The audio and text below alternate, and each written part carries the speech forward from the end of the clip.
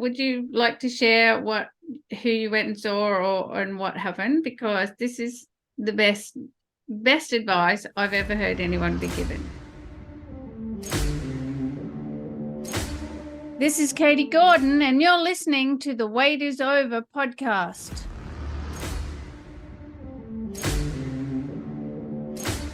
Welcome, health and freedom seekers. Sit back and relax as you come on this journey of overcoming obstacles so you can lose weight, gain health, and live the life you've been looking for.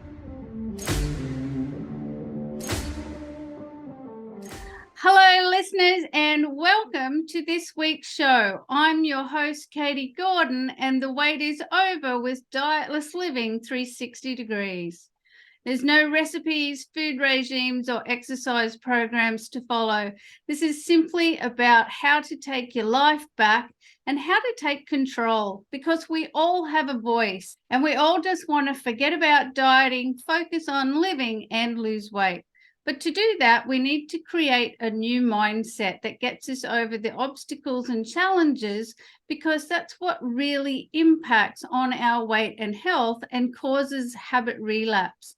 And today we're talking to Ian McWilliams. So welcome to the show, Ian. I'm so super excited that you've decided to join us today. Hello, Katie. Well, thank you very much for inviting me. I'm also super excited to be able to be on one of your podcasts. Thank you so much. Now, Ian, I've invited you to come and join us for a couple of reasons. And the first is that you have a very super interesting hobby. And that hobby is that you like to drive fast cars fast. In fact, you love it so much that you actually attend track days where you have a professional race car driver teach you how to drive your Porsche incredibly fast. Is that right? That is absolutely correct. I've been doing that for the last couple of years or so. In fact, I've just booked another track day at Donington Park for 16th of December. Again, the professional racing driver, a young chap called Ben Green, will be sitting next to me and teaching me. The weather may well be cold and damp, even wet on that day. So I much prefer the fact that I've got him sitting next to me, teaching me the lines, teaching me everything, moving me on, pushing me and getting me to go faster and faster. And the buzz I get from that is absolutely wonderful. I like going back to the same tracks again and again to try and beat my times and do better and better. But I also like experiencing new tracks. This will just be my second time at Donington, but there's plenty of race tracks here that I'd like to go to and continue. So yes, I absolutely love it. I absolutely love it. I'm actually quite jealous because I really like driving fast. I've never done a track day or anything like that. But if I had the wherewithal, that's what I'd be doing. So I'd be sitting there, not beside you, but beside that race car driver that you have, the teacher, because you do learn so much. And we're actually going to get into that in a bit, because when you said that maybe you're driving on wet conditions, there was some questions or points that I wanted to talk about there. And there's also a couple of other reasons why I have you on the show and why driving fast cars is actually relevant to a podcast that's about losing weight and overcoming obstacles. And to understand that connection, I just want to talk a bit about what it actually takes to drive like a race car driver, because you don't just do it on the racetracks, do you? You do it on the open road as well. You go on driving experiences, don't you? Yes, indeed. Yeah, I belong to a company in the UK called Petrolhead Tours, and they, great name, and they organise tours in the UK, in Europe, and even in America, where you take your own car on an experience with 18 to 20 others on pre-planned routes. The routes are normally on very, very lightly trafficked roads. So when the conditions are great, you can really go for it, obviously within the speed limits, etc., of the countries involved. But that is, we've just booked up a new one for next year. We're going to go to, it's a route through Spain, France and into Switzerland, all in the Alps and Pyrenees. So the nice twisty roads up and down the mountains. So it should be absolutely fun. I think one thing we do a really early dawn raid, they call it, on Mont Ventoux in France. Yes. So you set off really early in the morning before there's any cyclists or anybody else to worry about, and you whiz up the mountain. You get up to the top just as the sun's rising, and so apparently the photographs at the top are going to be amazing. So it's a mixture of driving and the experience of being there and the photographs you can take, etc., etc. And seeing all the beautiful countryside. I mean, gosh, Indeed. there's so many wonderful roads over there. So many, like the scenery is unbelievable. Yeah, it truly is. I mean, one of the most memorable ones we did was in Norway, and the scenery there was absolutely to die for. Yeah. But yeah, I think this will be the third time we would have gone to Spain. I mean, the roads there are incredible. The locals absolutely love us. As we're trundling through, at 20 miles an hour through the little villages and everything, people stop and they wave at us and stare and clap. It's terrific. The joy we get from that side of it with the locals and everything is terrific as well. Do But you yes, take your it's all car about the on drive. those trips, or do you hire a car over there? No, we take our cars. Okay, so how do you get your so um, you drive there, or for this one, we take a ferry. So we take a yeah, ferry from Portsmouth in England down to Santander in Spain. So that's like an overnight ferry. okay, And then we start the driving from there. On this particular trip, I think we're ending up in Switzerland. So then we will drive back all the way through France yeah, to the UK. The French bit on the motorway is just the boring bit, really, but it's got to be done. But of yeah. course, we will stop off at an old racetrack on the way back, and we have photographs taken there and everything. So Oh, there's I it. can't wait to see them. Yes, yeah. Don't worry, I'll put loads of pictures on Instagram and everything. When I think people get bored, oh, Ian's away again. Here comes all the pictures. But I just love that side of it as well. So yeah, Yeah. it's all Well, good fun. that's the memorabilia, right? Mm. Nothing like actually looking at a photo of your adventure, because the picture that we have in our mind is different to what, seeing somebody else giving you a photo of it. Yes, yeah, absolutely brings it to life, doesn't it? And Yeah, also for me, it brings back the memories. Oh, was it 5 years ago we were there? Was it 3 years? yeah, Etc. So it's amazing, yes. yeah. And my lovely wife, she puts up with me, and she loves coming on these tours. It's not obviously quite as much fun for her sat in the passenger seat. Yeah. Um, but the way the tours are designed, sometimes you're staying at the same hotel for a couple of nights, and we're doing different loops around from the hotel. So Yeah. some days she'll stay at the hotel and have spa treatments and that kind of thing. Everybody So wins. it works well. Yeah, it Yeah. does. It works well. So it's So, all good fun. Ian, what I actually wanted to talk to you about with the race car driving, though, what really fascinates me with this is because it is about overcoming obstacles and challenges of life. Now, the whole thing of driving incredibly fast, even in controlled conditions, with your race car, your professional race car teacher, trainer, coach, you still have to overcome many of your own fears. Even, like I haven't been race car driving, and I have only once been rally car driving, and I got to drive Mhm. the rally Oh car wow. around a track. Now, I thought I was going a bazillion miles an hour, right, Mm. in this car, but clearly I wasn't going as fast as an actual rally car driver. But you've got to actually get past your own inner fears and thoughts about things as the your coach pushes you to go harder, go faster, and handle your car better. What is that like? Well, I think in a way that's the joy of having the professional race driver next to me, because my brain is telling me there's a bend coming up. You've got to brake now, otherwise you're not going to get round this bend. And he's sitting next to me saying, brake when I tell you to brake. Yeah, So as we're going down the straight, he's saying, keep going, keep going, keep going, keep going. and then all of a sudden he'll say brake, and he'll shout brake really hard. Then immediately he'll say off, off, off, turn, turn, turn. And as you think, this car's, I can't do it, the car can't do it. We're obviously going to crash, and of course we're not. Yeah. You do exactly what he said, and you think, wow, the car can do that. It's incredible. But not only that, I can do it. And I have done a couple of track days on my own without tuition, and it's okay. But as soon as you have somebody next to you, that's what gives you the confidence.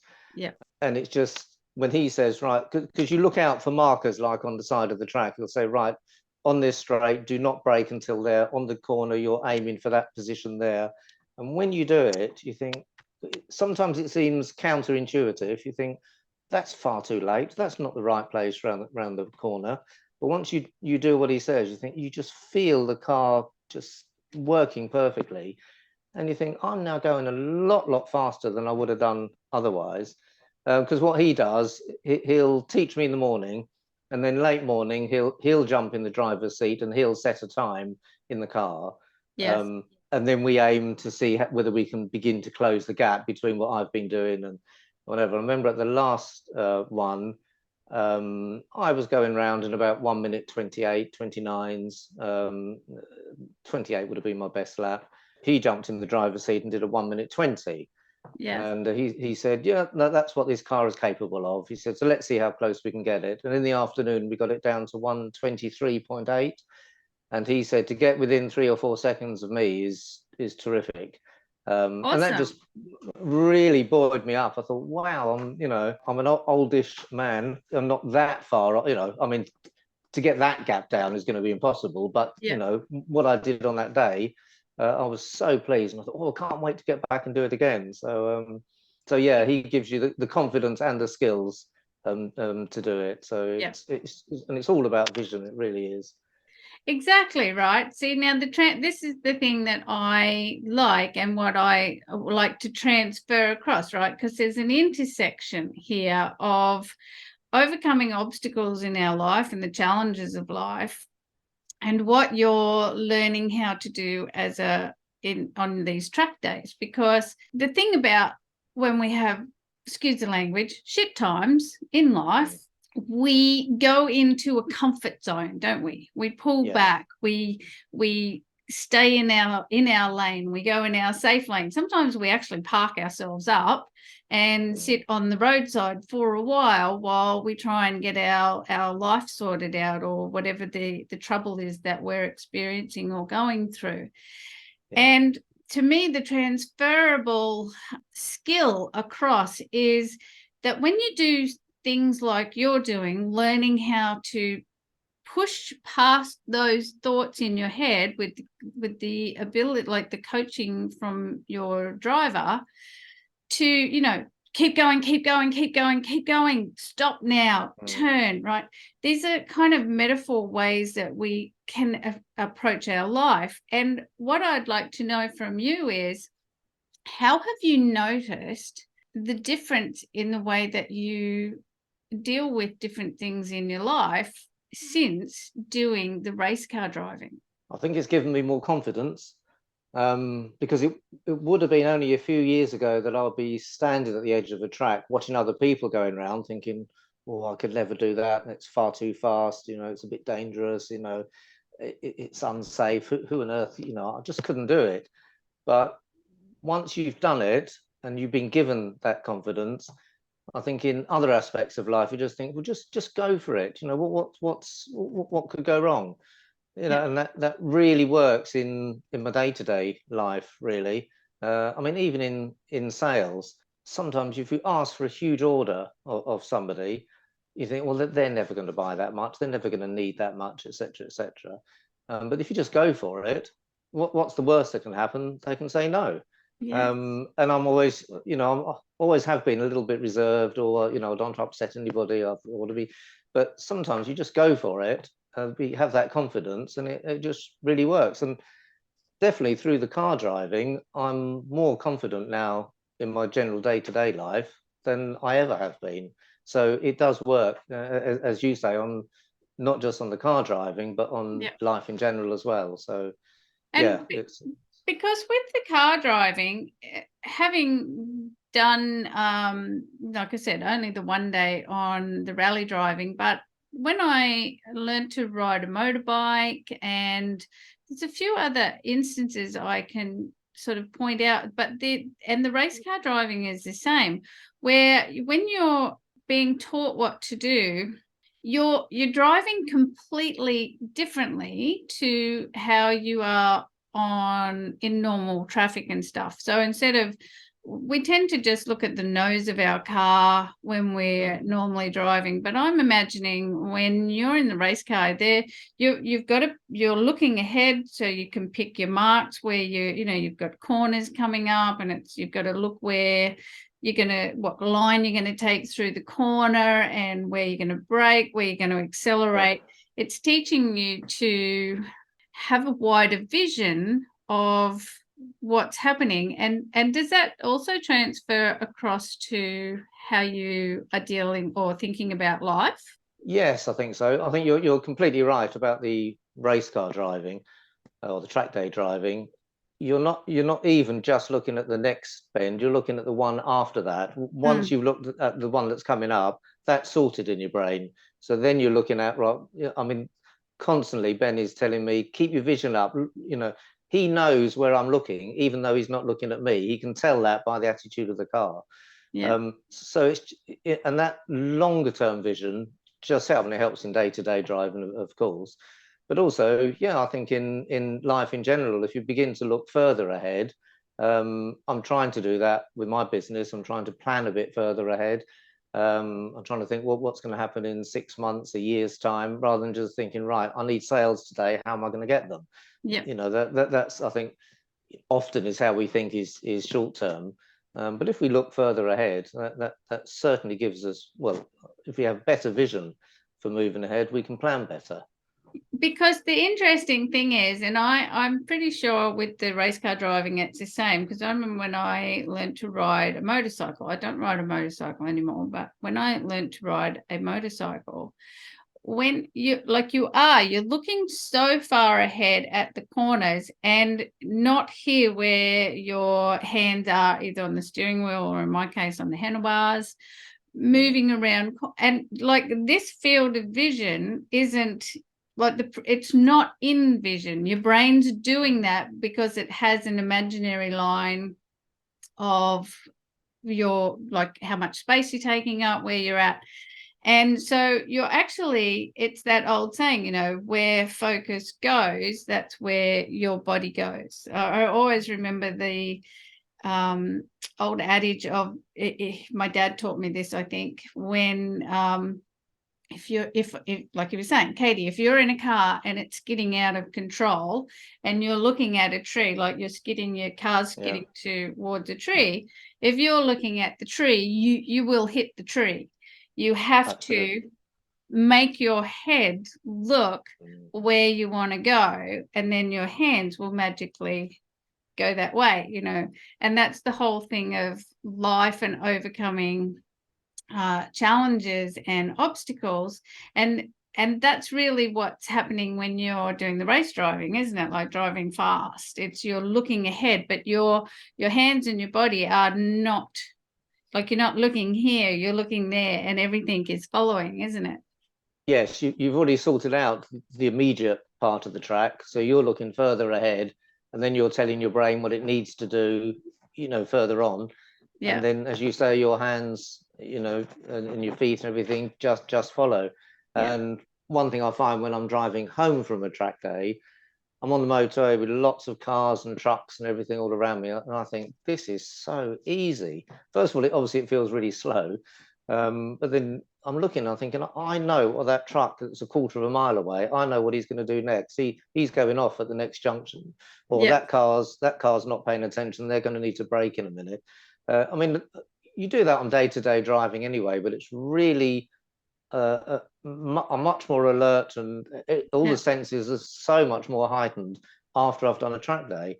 And as I say, driving home is an absolute breeze. And you just think most people do not know how to drive.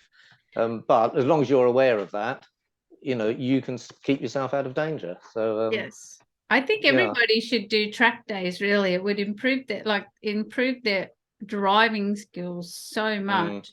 But it is, for me, it's how it changes your brain. Like your neurology is changing, mm, everything's changing. And that is not just on the track.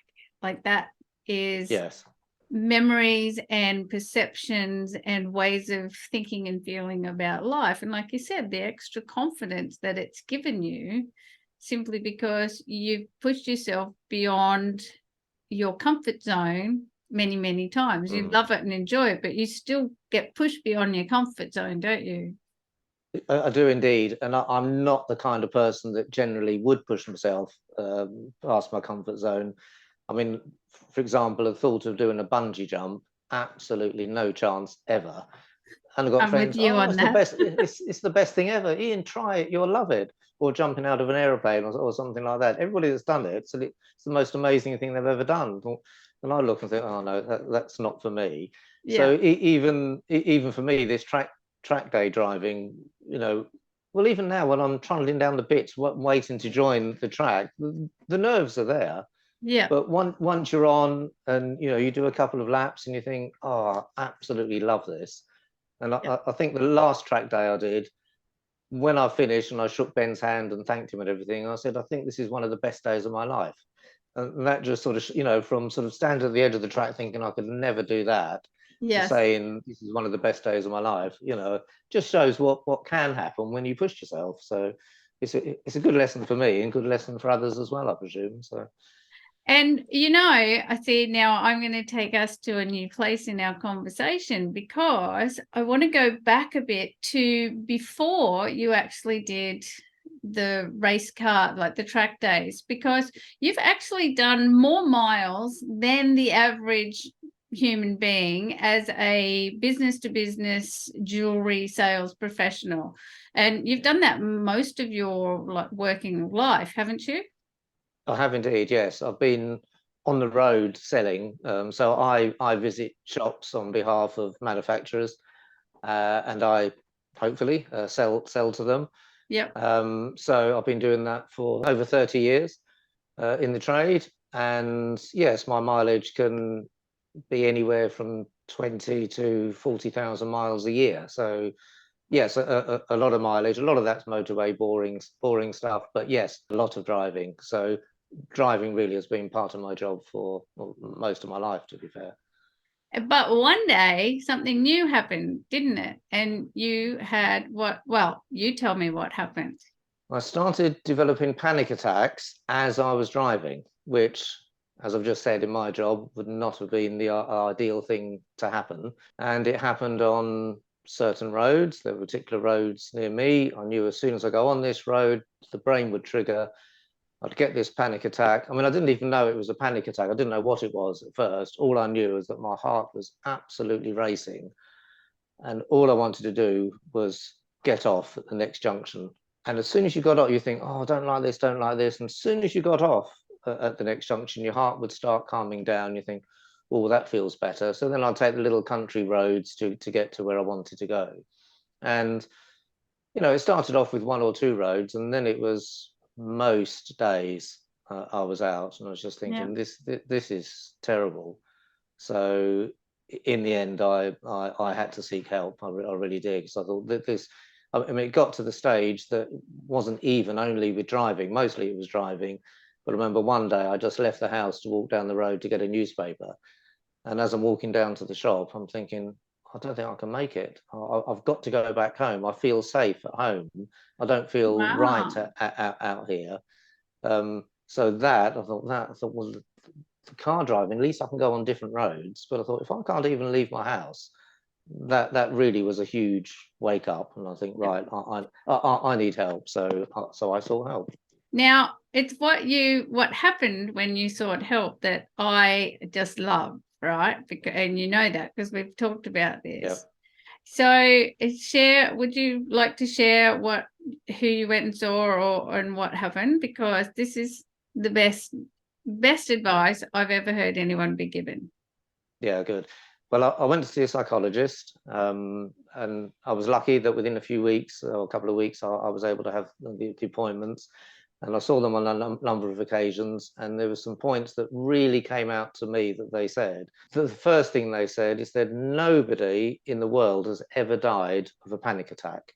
So they said, bear that in mind, because they said, what does it feel like? I said, it feels like I'm having a heart attack. And I said, you know, what happens if I have a heart attack when I'm driving? I might, you know, obviously hurt myself or hurt other people, have a crash, whatever. And they said, well, first of all, you're not going to die. So whatever happens, just keep on going. And they said, and the other thing is, how long do these panic attacks last? And I said, well, it feels like forever. And they said, but it's not, is it? It's minutes. It may be up to, say, half an hour, but it usually is minutes. So the other thing to remember is that it will always end. So you're not going to die, and you're going to get over it. And they said that the desire you have to come off the road and you know, stop or go a different way. Yeah. You are teaching your brain all the time, oh, do this, and that's going to calm that down. Yeah. What you should do is keep on going. So just keep on going to your destination. If you don't feel well, don't worry. Nothing super serious is going to happen. Just slow down, but carry on that route. I mean, it did get so serious that, if I remember rightly, I had to have 12 weeks off work. So I was 12 weeks at home and then going and having these appointments, etc., etc. And then they said, right, the first time you go back, just keep on going to your destination. They said, it may well be you start getting these feelings again, but just bear in mind what we've said. And I remember the customer I had to go to was about 40 miles away, and I had to use the M25, the big orbital motorway around London. And that was one of the trigger roads in the past. And I remember as I was driving up the slip road onto the motorway, my legs were shaking, and I was thinking, no, you know, got to do it. Wasn't feeling too well. And most of the junctions, or the brain was saying, come off at this junction. I think, no, keep going, keep going. I know. Keep going, keep going. Anyway, I made it, and I parked up outside the shop, and I felt wonderful. I thought, God, dear, I'm beginning to overcome this. This is amazing. But I remember walking into the shop, and it was a well-known, friendly customer of mine, and he said, "Oh, hi, Ian. How are you?" And I said, "Yeah, I'm fine. How are you?" And he said, "Do you want a cup of tea or coffee or something?" He said, "You look terrible." And I said, "Oh, thanks very much." I actually thought I felt fine. I felt good actually, but obviously on my face it must have been still very, very drained because of the Still very experience. ashen. Absolutely, yeah. But as time went on, things did get better and better. And I think I sort of ended up maybe one panic attack a month. That was still quite bad, but thought, well, I just used to think, well, here we go again. I've just got to get through this. Now I mean, I know it's a number of years later, but now I can honestly say I just do not get them. Maybe very, very mildly occasionally, but it's absolutely nothing to worry about. I mean, the thought then that I couldn't even drive on the road, to going from that to actually can't wait to do my next track day, for me is miles apart, right? Unbelievable. Just would not have thought. I honestly thought I'd have to give my job up and try and do something else, maybe work in an office and get there by train or something. Well, you were even having trouble just walking down the street, weren't you, to leave home? Absolutely. The psychologist actually said, we've actually caught this at the right time. Said, if you would have let this go another couple of months or whatever, you would be in such a bad state that it would be really difficult to get out of. She said, but we've caught it. But I think it was just what she told me, about nothing serious is going to happen, and just keep on going to your destination. And it worked. So and just work through the feelings, right? Understand they're just a feeling, and a feeling is that it's just a feeling. It can't hurt us. Absolutely, yes. And what I really love about that, and how that actually relates to weight loss and overcoming issues with food and everything, because these are the challenges of life, right? And then we end up back at food and stuff. You're not part of that world. However, what that same philosophy is that comes across to there, which is what I really love, right? Because is just a feeling. It won't hurt us. And if we can work our way through it, in your case, it was continue driving. Do not get off at the next junction. Maintain course, stay on the road, get to the far left lane if you have to, slow down, but stay on course. And these are the lessons of life, right? That psychologist was, probably the best psychologist I've ever heard of, other than a couple of others that I know personally, that they gave you such fantastic advice. Yes, absolutely. And I mean, the words she said, I mean, okay, it was quite a few years ago, but they still resonate, all the time. I mean, to give another idea of how bad it got, I would slow down and just like follow a lorry, as you say, come on in, you're being silly, just overtake the lorry. And as I pulled out to overtake, I'm thinking, yes, but say the panic gets worse as I'm trying to overtake, I've got nowhere to go.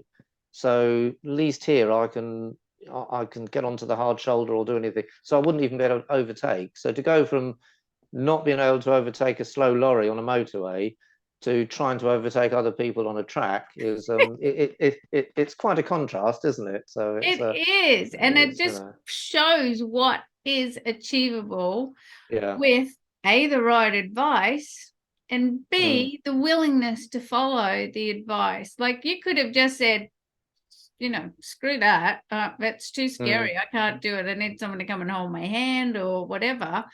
But you drew a line in the sand for yourself, really, didn't you? You went, well, what's my life going to look like if I don't do this? It sort of probably didn't feel like you had much of a choice, really.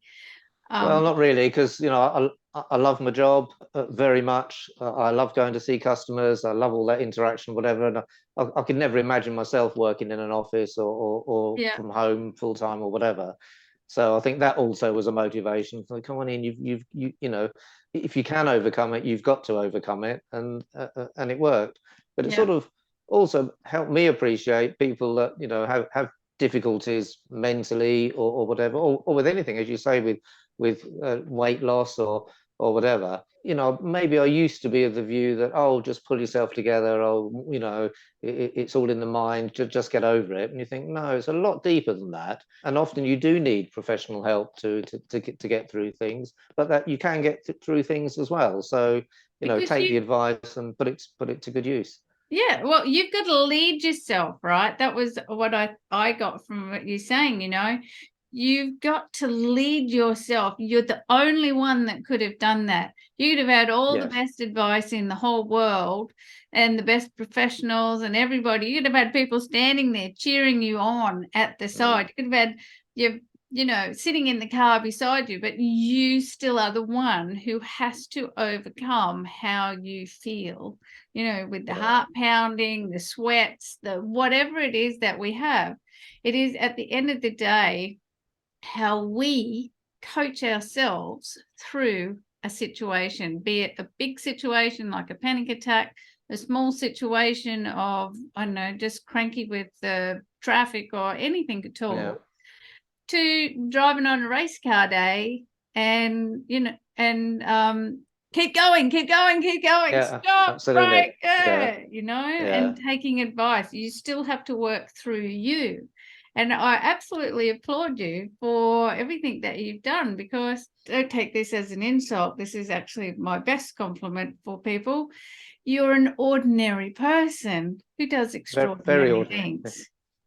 Well, I must admit, when you started talking to me about, would I like to come on this this podcast, etc., I thought, well, I haven't really overcome anything. There's nothing in my life that's sort of out of the ordinary, etc. But then when you started asking some questions, I thought, I did used to have a few panic attacks, and in my mind now, that's how I view them.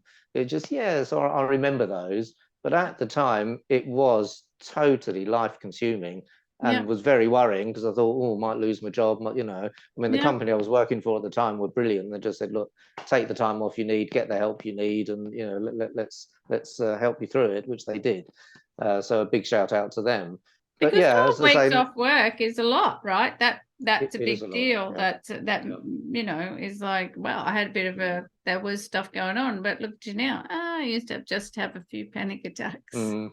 it's funny how the brain changes the views, because I think even a few months afterwards, as soon as I thought of the word panic attack, the feeling would start again, Yeah. not to such a great extent. I think, right, I've got to overcome this again. But now it just does not occur at all. So it's just wonderful how things have turned out. I'm absolutely delighted. So And now uh, you have, and I do want to see your Porsche. Now you drive track days, do these driving experiences, and you've got your picture there, yes, haven't you? Would you please show yeah, us? yeah. I had this Because commissioned. I love this. Trying to get Yeah, the that's look at the it. reflection. Beautiful. Yeah.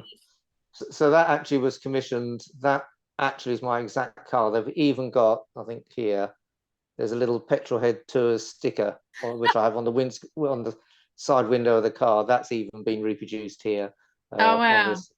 So that's going to be pride of place in my office once I finally get this office done. So And, yes, yeah. and so I it think I think should. I think that shows you how much I love cars and driving. So But, um, but to that's me, me. like and not only because you do love your car and what it can do for you and how you feel, but to me, it's like the the emblem, the trophy, the symbol of Mm. your courage to overcome obstacles and challenges wherever in your life. I agree. I think it's a symbol of progress. Let's put it that Yeah, way, because um, I've loved motorsport and motor racing my whole life. I've loved watching it on TV. We don't live too far from Brands Hatch. Used to been there many times and watched racing. Always thinking, wow, they're so brave. I could never ever do that. And then now later in life, obviously I'm not racing as such, yeah, but I am going very fast on tracks, and and I'm thinking I'm beginning to get some of the joy that and the thrill that they get, yeah. and it's just been absolutely amazing. I absolutely love it. So you A know, true oh, achievement, Ian. well, thank you. As I say, it doesn't really feel just doing what I love. Yes. Um, but yeah, I am so pleased that I've overcome those problems that I had those years ago. So it's and nice to talk about it as well. To be fair. Well, do you know, because it's really helpful to talk about it because there are people who will be watching or listening who have had panic attacks, know someone Mm, else who has panic attacks, just gets anxiety. There's a big sliding scale of, what severity we have. But yeah. just to know that a professional said, you know, like Mm, you can retrain your brain, because that's actually what she did say to you, wasn't it? She said you can yes. Yeah. retrain your brain Mm. to overcome. Yes, I remember once. I think this was afterwards. So yes, I was still getting them, but trying to get over them. I remember I think it was on the M1 motorway. Suddenly got this panic attack, and I thought, oh, there's a junction just coming off that actually does take me to where I want to go. So I'm not really cheating by coming off on this junction, but I'm thinking, but the more direct way is 12 miles up the road.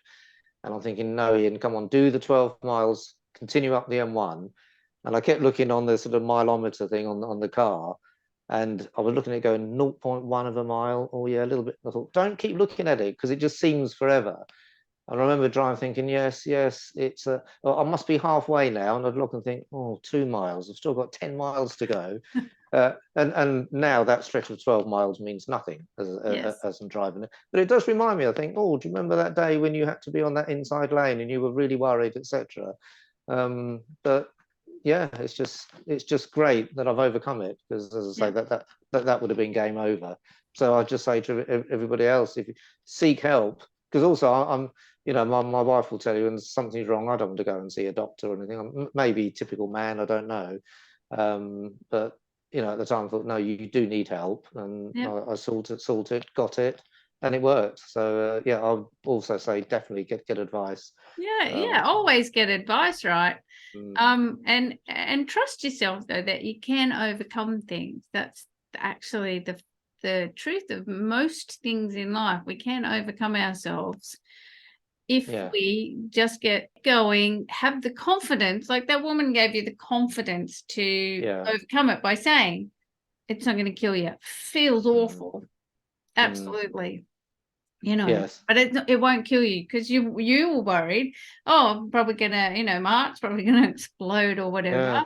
Okay, let's remove that worry. That's not going to happen. And if you push through, you can retrain your brain. You can get yourself back. You can take your life back. You can take charge again of your own self, because our brain and body do strange things on their own for their own reasons. Those reasons are not always known to us. No. And just to go, okay, well, what you're doing does not suit me. I would like to do something else. Yeah, I think it's another thing I remember her saying, because I said, why am I getting them? And she said, nobody knows. Nobody knows why these get triggered in the first place. But what we've got to do is retrain ourselves to, at least lessen them. I mean, she did say that, you may not totally get rid of them forever. She said, but, with work, 95%, and I'd honestly say I'm 99.9% free of them now. That advice was really precious to me, and I'm glad I took it, to be fair. Yeah, and thankfully she didn't say, let's talk about it for an extended period of time and dig around in there, when really, well, they've happened. Let's just train out of them again. Yeah, I think it was, if I remember rightly, I think it was 3 half-hour visits I had, sessions. So that wasn't dragging it on and on and on. No, that's come back next week. So I think so. 3 half-hour sessions to completely clear myself of the problems, I think is amazing. So build your own skills and abilities to take charge of your own life and take things back. So Ian, tell me, what is it that you do for fun? Is it just cars, or is there something else? Well, obviously cars is the main thing, either watching motor racing or taking part in these car events. Also love going out, having nice meals, a bit of a foodie. So like travel as well. But if you can combine travel with driving, well, that's obviously even better for me. But then I do like a relaxing holiday as well. So yes. So that's my 2 things: travel and motorsport, really. And is there something else that you do to relax, or is that covered in there? Well, it's probably covered in there. As I say, we've got the driving tour coming up. Relaxing. I mean, if I'm ever watching TV, always seems to be sport of some kind. My wife will say when she comes in, oh yeah, Ian's in. I can, which sport is he watching today? And if there's nothing on, I'll be watching something really, really obscure. But yeah, I think that's my main form of relaxation. Will be going somewhere nice on holiday. We've got for example, next year we've got the driving tour booked, but we've also got a 4-day stay to Istanbul for my wife's birthday in February. So looking forward to that. And that'll be, nice hotel, nice bit of relaxation. So, and I like ticking, another country. I've never been to Turkey, so that's another country ticked off the list. So yeah, I like doing that as well. So yes, it's all good fun. Beautiful life that you're living, Ian. And on that note, we're going to wrap up the show, because you've shared so many wonderful things. And as I speak, we've added your contact details in. They'll be sitting somewhere below us. So if anyone wants to know anything about anything that Ian shared with us today, whether it's about race cars, track days, or even how to be a top salesman a top professional salesman in the world of jewelry, or just sales in general, Ian is the guy to talk to. Ian, you have just been an absolute delight. So thank you so very much for coming on the show and sharing all of that with me today. I really, really just so thrilled that you did. Well, thank you very much for having me, Katie. This is my first appearance on a podcast ever, and you've made me feel extremely welcome, and it's been really enjoyable. So thank you. Thank you. And thank you to everybody who's watching or listening today. And if you need any help in overcoming challenges right now, just book in for a private session and let's just get it done this week, because life is for living, and an ounce of adjustment is always easier to implement than 20 pounds of change, because it's time to enjoy the life you've been looking for.